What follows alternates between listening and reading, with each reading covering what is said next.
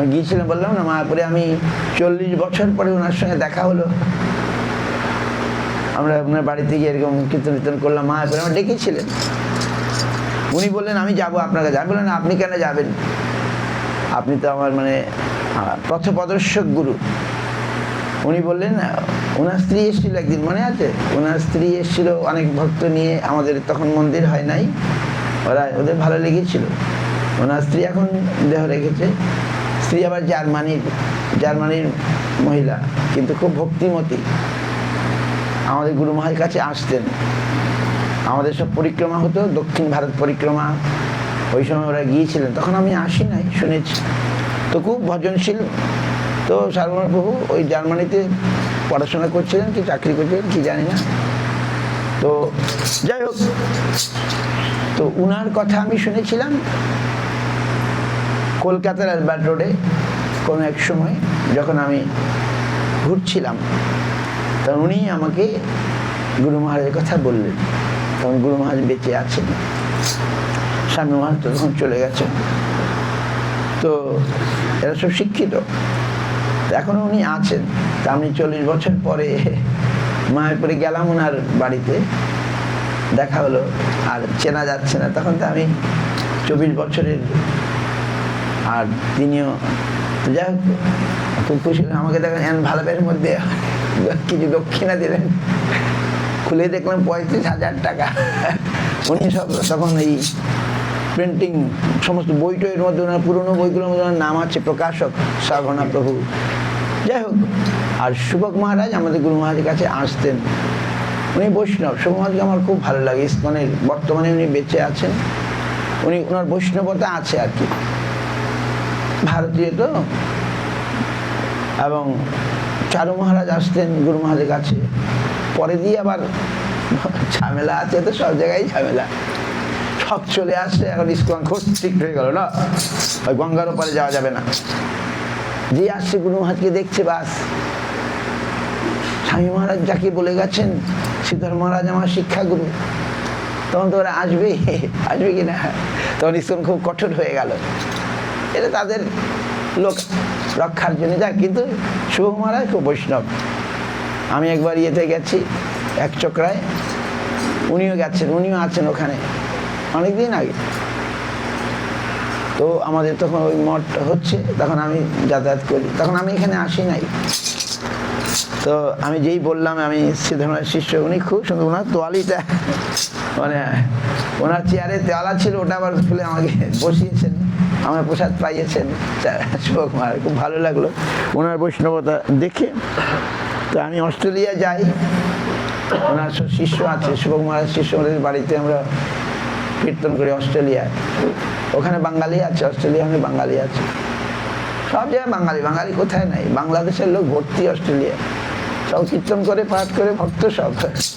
অস্ট্রেলিয়ায় আমরা যখন গেছি, অনেকদিন আর যাওয়া হয়নি। তো শুভ মহারাজের ভক্ত বা, তো এরকম এরা বড় বড় শিক্ষিত বৈজ্ঞানিক, সায়েন্সিস্ট, মানে সায়েন্সের স্টুডেন্ট। তো তারা হরিভজন করছেন, কৃষ্ণ ভজন করছেন। এখনো সবাই তো প্রায় চলে যাচ্ছেন, এখন আবার নতুন নতুন প্রকাশিত হবে। তো সার্বভৌম প্রভু এখনো বেঁচে আছেন। এরা সব গুরু ভাই, শুভক মহারাজ, চারু মহারাজ, সার্বভৌম সব গুরু ভাই। তো এক সময় ইসকনে সব যখন স্বামী মহারাজ গুরুবা চলে গেলে যা হয় ঝামেলা, তো চারু মহারাজ মনে দুঃখ বলছেন আমি আর থাকবো না। গুরু মহারাজ না না তুমি থাকবে না, মানে তাহলে কে থাকবে? গুরু মহারাজ চারু মহারাজ কি বলছে, না থাকতে হবে।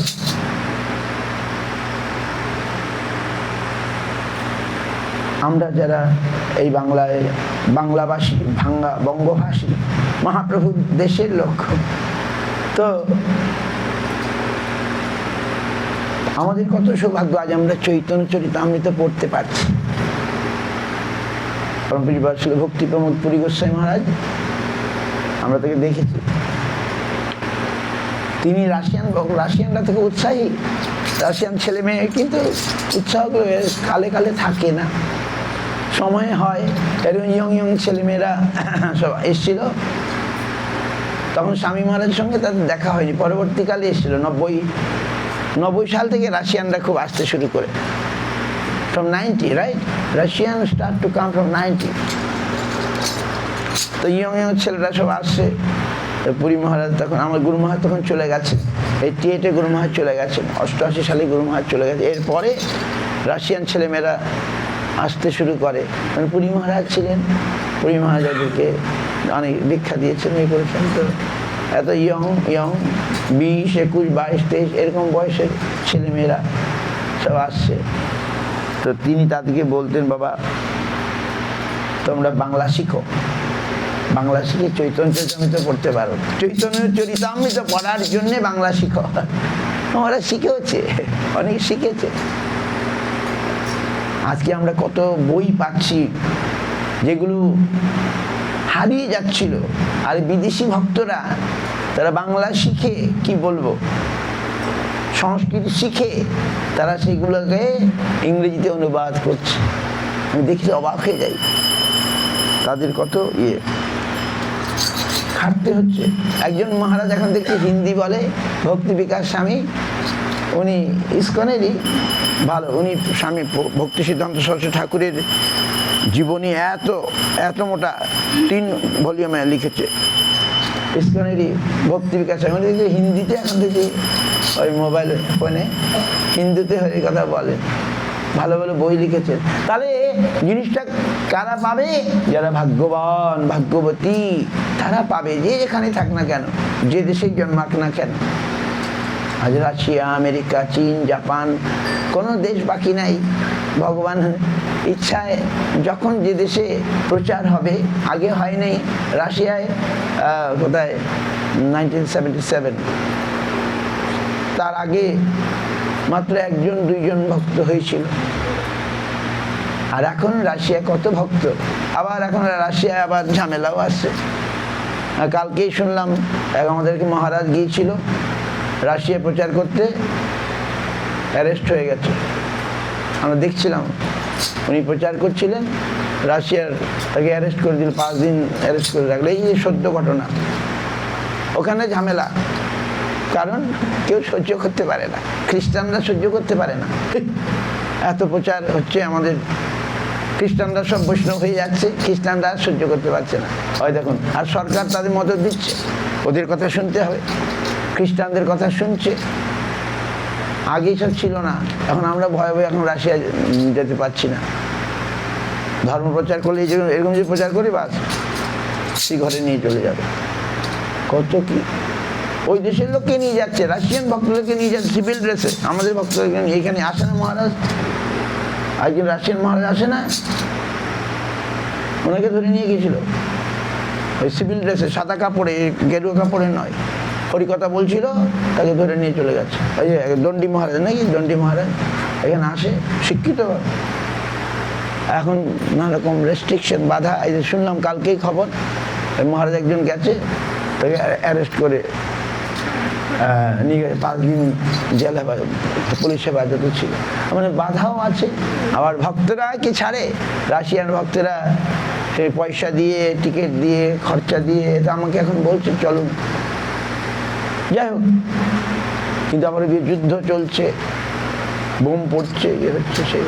কিন্তু কত সুন্দর, আমি ঢুকেই আমার মনে হলো এই যে উঁচু উঁচু গাছগুলো। একবার আমরা যখন আমাদের মস্কোতে গিয়েছিলাম, মস্কো একটা জায়গার নাম, মস্কো তখন আমার মঠ হয়নি, আমরা একটা বিরাট রিসর্ট ভাড়া করা হচ্ছে। রিসর্ট বোঝেন, হোটেলের মতো, হোটেল নয়, রিসর্ট বলে।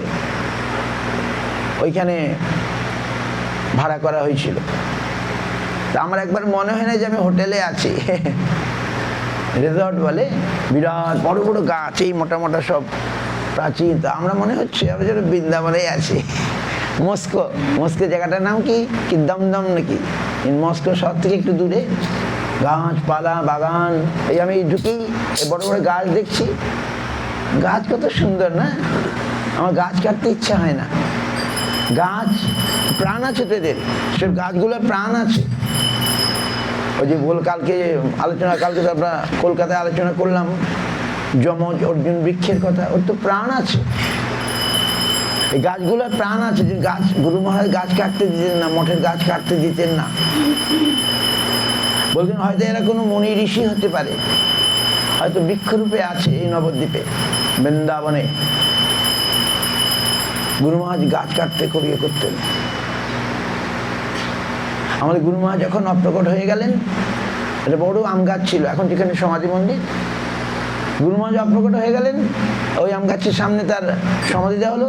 গাছটা আস্তে আম গাছটা আস্তে, আমি কত আম খেয়েছি সেই গাছে, গাছটা আস্তে আস্তে অপ্রকট হয়ে গেল এরকম। তো যাই হোক, এই গাছপালা মানে আমাদের বৃন্দাবন স্মরণ করিয়ে দেয় নাকি, গাছ বৃক্ষ। তো আমি ঢুকছিলাম এখানে, আর আমার মস্কোর কথা মনে হলো। মস্কো আরো বড় বড়, এখানে ছোট ছোট, বড় একটা। তো আমরা ওখানে কীর্তন করলাম, এ করলাম, আর কি আনন্দ, অপ্রাকৃত আনন্দ। কীর্তনে আনন্দ সবসময় তো হয় না। তো আমি তো অপ্রাকৃত আনন্দ পেলাম, হরিনাম করে ভক্তরা সব, মস্কের ছেলে মেয়েরা সব, ওরা সব এসছে। আমরা ওখানে কদিন ছিলাম। তো কিন্তু এখন আবার দেখুন বাধা এসছে, নানা রকম বাধা। আমি একবার গিয়েছিলাম ভয়ে ভয়ে, লুকিয়ে লুকিয়ে, বাইরে নগর সংগীত করি নাই, পুলিশ ধরে দেবে, এখন একটু কম আছে। তো তার মধ্যে ভক্তরা কি থেমে থাকছে? ভক্তরা থেমে নেই, তারা আরো প্রচার বেড়ে গেছে। কত মায়েদেরকে জেলে নিয়ে চলে গেছিল, জেলের মধ্যে মাত্র সন্তানের জন্ম হয়েছে। এখন এক মাতাজি আছেন ইসরায়েলে, আমি যাই, নমিতা মাই, অনেক বয়স হয়ে যাবে, ৭৬ বছর কি ৮০ বছর হতে চলেছে হয়তো। ওনাকে জেলে নিয়ে চলে গেছিল নমিতা মাই, উনি জেলে। তখন রাশিয়া হরিনাম করছে দেখলেই জেলে নিয়ে চলতো, ঘরের মধ্যে গিয়ে সব পুলিশ গিয়ে সব বই টই সব শেষ করে নিয়ে যেত, সবকে জেলে নিয়ে যেত, এ করতো। কি করুন, একটা বই আছে আপনারা পড়বেন, salted bread. Are you read? Have you read? ইসকনে পাওয়া যায়, বাংলাতে পাওয়া যায়, পড়ে দেখবেন, আমার কাছে আছে, কেউ চাইলে আমি দেবো না পড়তে। বইটার নাম সল্টেড ব্রেড। আমি ভালো করে পড়ি না, কিন্তু আমি কিনে নিয়ে এসেছি, ইসকন থেকে আমি কিনে নিয়ে এসেছি। বইটার নাম সল্টেড ব্রেড, মানে লবণ দেওয়া রুটি, লবণ আর রুটি। এখন ভেবেছি এক ভক্ত তখনকার দিনের কথা বলছে, আমার পড়তে ভুলে গেছে, বাংলাতে অনুবাদ হয়েছে, আমি ওটা আমার কাছে আছে, 200 টাকা দিয়ে আমি কিনে এনেছি। পড়ি না, বইয়ে সাজিয়ে রেখে দিয়েছি ঘরে। তো এক ভক্ত এরকম অ্যারেস্ট করে নিয়ে গেছে, তার অপরাধ সে হরিনাম করে, হরিভজন করে, হরিকীর্তন করে। ইসকন না, রাশিয়ান পুলিশ তাকে ধরে নিয়ে গেছে, অনেককে নিয়ে গেছে, ওকে একা না, ও লিডার আর কি, ও হচ্ছে লিডার। তাকে ধরে নিয়ে গেছে, ধরে নিয়ে জেলে রেখে দিয়েছে। জেল, আর রাশিয়া মানে কি জানেন তো, ঠান্ডা, বাপ বাপ, সে ভালো যায় না, ঠান্ডা ঠান্ডা। গরম জল ছাড়া, হিটার ছাড়া কেউ বাঁচবে না ওখানে, মরে যাবে একবার। রাশিয়া এত ঠান্ডা, হিটার এরকম ঘরে যদি হিটার না থাকে, সমস্ত ঘরটা গরমের, হিটার না থাকলে আর গরম জল না থাকলে ওখানে মরে যাচ্ছে, কত লোক হয়তো মরে যাচ্ছে। এত ঠান্ডার দেশ, মানুষ কেন থাকে? আমি তো আমি ভাবি খালি, এই যে এখনো সাইবেরিয়া টাইবেরিয়া সূর্য ওঠে না, কত দেশ আছে সূর্য ওঠে না, ওই দেশের লোক থাকে।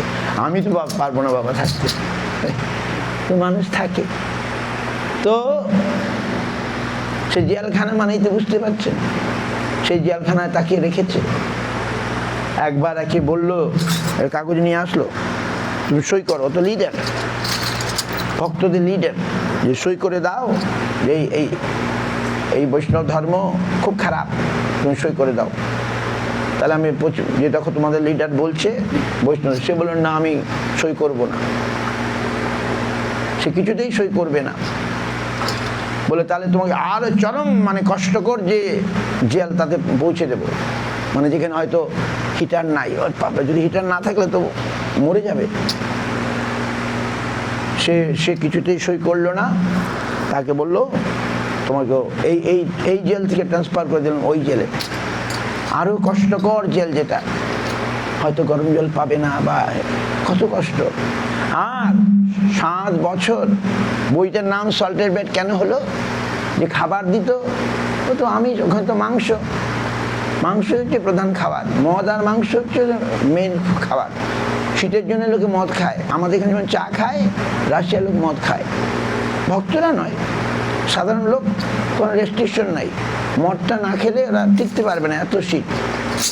আমাদের দেশের চায়ের মতো ওখানে আমাদের জন্য শিলং টিলংয়ে যে শীতের দেশ, আমাদের এখানে তো বাংলা তো ভালো, শিলং, আসাম, দার্জিলিং, ওখানে চা খেয়ে সব লোক চা খায়। ওই যেমন চা ওখানে জন্ম নিয়েছে, চায়ের বাগান আসামে। ওই চা খেলে কি হয়, শরীর গরম থাকে। এই জন্য আসামে, ওই শিলংয়ে ওই বিয়ে টিয়ে যাওয়া হবে, চা লাগবেই, ভালো ভালো চা। দার্জিলিংয়ে চা থাকবে, চাটা খেলে শরীর গরম থাকে শীতের। তো ওই দেশে রাশিয়া ওরকম মদ, ভটকা, ওদের মদের নাম হচ্ছে ভটকা নাকি, এই সমস্ত ওখানে লোক, ওদের শরীরটায়। কিন্তু সেই যে ভক্তটি, সে তো ওই আমি সবজি খেত না, কেন সবজির মধ্যে, তরকারির মধ্যে তো সব মাংস। সে 7 বছর তাকে দিতে আসতো, সে খালি খেয়েছে কি পাউরুটি আর সল্ট, মানে লবণ। 7 বছর সে পাউরুটি আর সল্ট খেয়েছে, কোনো সবজি খেত না। খাবার তো দিত, খাবার তো দিতে হবে জেলে, যেহেতু ওতে মাংস থাকবে, আমিষ থাকবে, সেখানে সে রুটি আর লবণ 7 বছর এক নাগারে খেয়ে গেছে। আমরা খেতে পারবো 7 বছর এক নাগারে রুটি? এই জন্য বইটার নাম হয়ে গেছে সল্টেড ব্রেড, মানে লবণ দেওয়া রুটি, লবণ আর রুটি। তারপরে তার কি করুন, খুব মানে প্যাথেটিক, ভেরি করুন, ভেরি। তার যেদিন রিলিজ হবে, মানে জেল থেকে মুক্তি হয় না 7 বছর পরে, সেদিন তার জেল থেকে মুক্তি হওয়ার কথা, সেই দিন সকালে, সেখানে তো জেলখানায় থাকে, সেখানে তার তিলক করতে পারে না কিছু। সে কি বলে, সেই দিনের কথাটা মনে আছে আমার, সেই ভক্তটা স্নান করেছে, দাঁত মাজার পেস্ট দিয়ে তিলক করেছে, দাঁত মাজার পেস্ট দিয়ে তিলক করেছে, আর জব করতে বসেছে। সেদিন তার রিলিজ, জব করতে বলছে কি, জব করতে বসছে বা জব করতে করতেই তার দেহটা ওখানেই ছেড়ে দিয়েছে। তিলক টিলক করে পেস্ট দিয়ে তিলক করেছে, আর জব করতে বসে, নামটা আমার মনে পড়ছে না, নামটা বইতে আছে। এইরকম করুণ ইতিহাস রাশিয়ার। 1995-এর পরে গর্বাচভ চলে গেল, তখন ইসকন কমিউনিজম মুক্ত হয়ে গেল। 1995 সালে কমিউনিস্ট খতম হয়ে গেল রাশিয়া থেকে, সোভিয়েত রাশিয়া শেষ হয়ে গেল, কমিউনিস্ট শেষ হয়ে গেল। তখন ভক্তরা আবার ধর্মের উপরে যে রেস্ট্রিকশন ছিল সেটা রদ হয়ে গেল, ধর্ম করা যাবে না।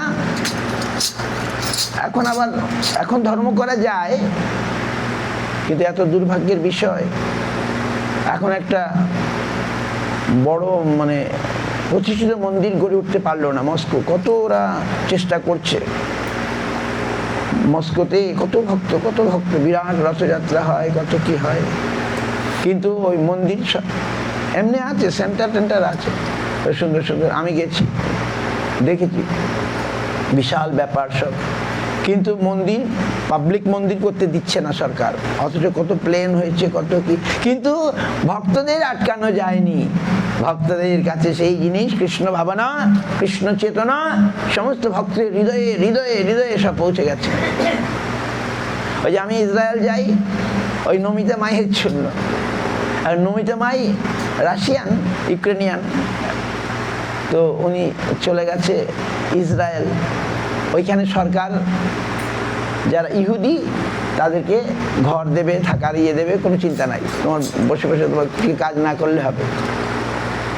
যারা ইহুদি ধর্মের, বলবে আমাদের যারা এই যে যেমন আসে সচিদুলাল, ব্রজবনিতা, এরা সব ইহুদি ধর্মাবলম্বী। আর যারা ইহুদি হবে তাদের জন্য ইসরায়েলে ফ্রি, বাড়ি দেবে, মাসে মাসে টাকা দেবে। তো ওই নমিতা মাই ইহুদি ধর্ম একসময় ছিল, কিন্তু এখন আর ইহুদি ধর্ম পালন করে না, কিন্তু সরকার তাদেরকে দেখভাল করে। তারা সব বৈষ্ণব ধর্ম, ভাগবত ধর্ম নিয়ে নিয়েছে, তবু তাদের করে না। যেমন এই যে আমাদের ব্রজবনিতে আসে, এরা সব ইহুদি, ইহুদি হলেই ওখানে সুযোগ সুবিধা পাবে, ইসরায়েলে অনেক সুবিধা পাবে। হ্যাঁ, তো ওই নমিতা মাই ওই ইসরায়েলে চলে গেল।